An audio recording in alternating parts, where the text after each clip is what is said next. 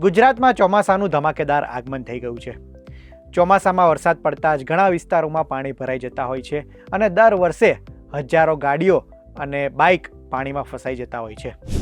પાણીમાં ફસાયેલી ગાડીને આપણે ચાલુ કરવા માટે બળજબરીથી સ્ટાર્ટર આપીએ છીએ અને ચાલુ કરવાનો પ્રયાસ કરીએ છીએ, પણ સાવધાન, આ ભૂલ તમને લાખો રૂપિયાનું નુકસાન કરાવી શકે છે. ત્યારે વરસાદમાં ગાડી જો ફસાઈ જાય ત્યારે શું કરવું અને કઈ ભૂલથી એ લાખો રૂપિયાનું નુકસાન થાય છે અને તેનાથી બચવા શું કરવું, જાણીએ આજના ડેલી ડોઝમાં.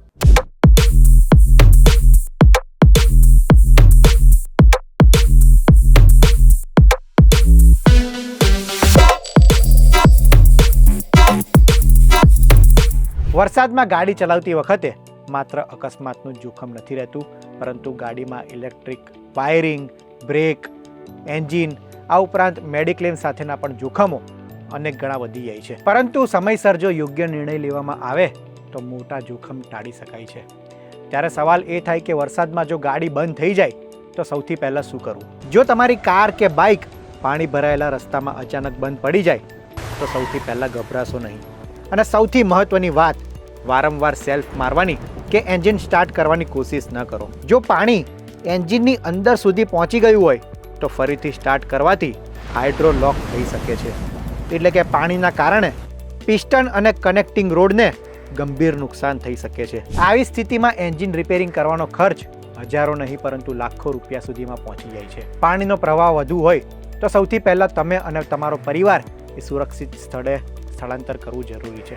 જરૂર પડે તો વાહન છોડીને પણ સુરક્ષિત જગ્યાએ જતું રહેવું જોઈએ. જો પાણીનું સ્તર ઓછું થાય અને સુરક્ષિત લાગે તો ગાડીને ધક્કો મારીને સૂકી જગ્યાએ લઈ જાઓ. જો પાણી ગાડીના દરવાજાની નીચે સુધી અથવા તેનાથી વધુ હોય તો જાતે ગાડી ચલાવવાનો પ્રયાસ ન કરો.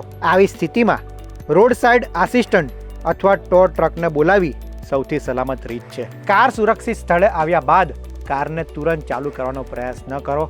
તમારા મિકેનિક પાસે કારને બતાડો, કારણ કે કારની અંદર કેટલાક ફોલ્ટ હોઈ શકે છે. કારના એન્જિન, એર ફિલ્ટર, ઓઇલ અને ઇલેક્ટ્રિક સિસ્ટમની તપાસ કરવી જરૂરી છે, કારણ કે પાણી અંદર તો નથી ગયું ને, તે તપાસવું જરૂરી છે. વરસાદ પછી માત્ર એન્જિન જ નહીં પરંતુ કારમાં બીજી પણ ઘણી બધી બાબતોની ચકાસણી કરવી જરૂરી છે, જેમ કે બ્રેક બરાબર વાગે છે કે નહીં, હેડલાઇટ બરાબર છે કે નહીં, આ ઉપરાંત વાઇપર સારી રીતના ચાલે છે કે નહીં, ટાયરની ગ્રીપ અને એર પ્રેશર યોગ્ય છે કે નહીં તે પણ ચેક કરવું જરૂરી છે. કારની અંદર પાણી કે ભેજ રહી ગયું હોય તો તેને તરત સુકાવવું જોઈએ, કારણ કે આનાથી દુર્ગંધ અને ફંગસ થઈ શકે છે. જો તમારી પાસે કારનો ઇન્સ્યોરન્સ ક્લેમ હોય તો સવાલ એ થાય કે ઇન્સ્યોરન્સ ક્લેમનું શું ઇન્સ્યોરન્સ ક્લેમ મળી શકે છે?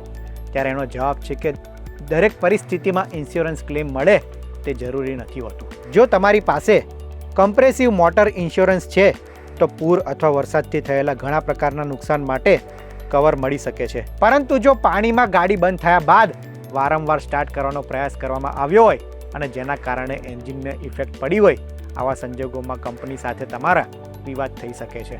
ગાડી સાથે કોઈ પણ પ્રયોગ કરતા પહેલાં ઇન્સ્યોરન્સ કંપની અને સર્વિસ સેન્ટરનો સંપર્ક કરવો વધુ યોગ્ય રહે છે. વરસાદમાં માત્ર ગાડીની સ્પીડ જ નહીં પરંતુ સલામત રીતના ડ્રાઇવિંગ કરવું પણ એટલું જ જરૂરી છે. વરસાદમાં જો તમારી ગાડી બંધ થઈ જાય છે અથવા તમે વરસાદમાં ફસાવ છો તો ગભરાશો નહીં અને વિડીયોમાં જે પ્રમાણેના સ્ટેપ બતાવ્યા તેને અનુસરશો તો મોટા નુકસાનથી બચી શકો છો.